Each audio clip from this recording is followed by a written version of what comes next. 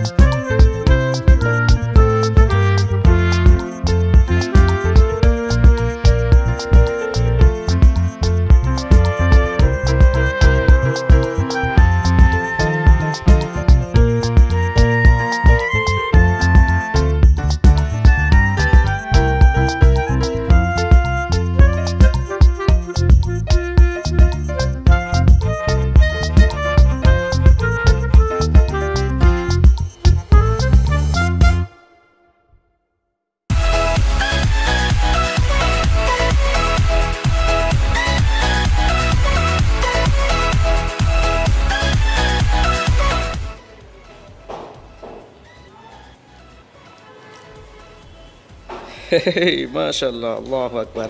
আমরা অবশেষে চলে আসলাম সেই সাদা পাথর কাঙ্ক্ষিত স্পটে। আর ওই যে ওপারে পাহাড়গুলো আমাদের শুধু ডাকতেছে যে আয় আয় আয়, আমাদের বুকে চলে আয়, কিন্তু আমরা তো যাইতে পারি না, কারণ ওগুলো হচ্ছে ইন্ডিয়ার ভিতরে। সো ওদিকে যাওয়া যাবে না। যত দূর চোখ যায় শুধু সাদা পাথরের মেলা, মাঝখানে স্বচ্ছ পানি, আর তার সঙ্গে মিশেছে আকাশের নীলাভ সৌন্দর্য। আল্লাহু আকবার। আসলে মূলত ওপারের মেঘালয়ের চেরাপুঞ্জি থেকে নেমে আসা পানির নিচের সাদা পাথরগুলো সব মিলিয়ে শিল্পীর তুলি রাজ্যের আঁকা অদ্ভুত এক ক্যানভাস। আল্লাহু আকবার, মাশাআল্লাহ। আসলে শরৎ মৌসুম না হলেও আকাশের গায়ে চষে বেড়াচ্ছে সুন্দর নীল মেঘ। এই জন্য এক প্রকৃতির স্বর্গরাজ্য, যেটা আমি বলেছিলাম যে স্বর্গরাজ্য। হ্যাঁ, স্বর্গরাজ্য, আসলেই স্বর্গরাজ্য। আর এটাকে বলা হয় বাংলার কাশ্মীর।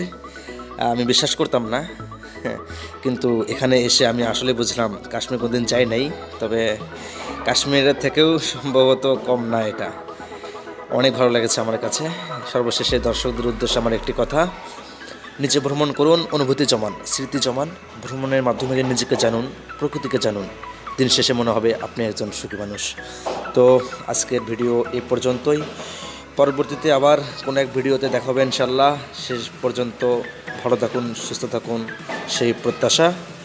আজকে বিদায় নিচ্ছি আমি নাসির টিএসএন মিশনের পক্ষ থেকে। সকলকে আন্তরিক অভিনন্দন, সাথে থাকার জন্য ধন্যবাদ। আসসালামু আলাইকুম।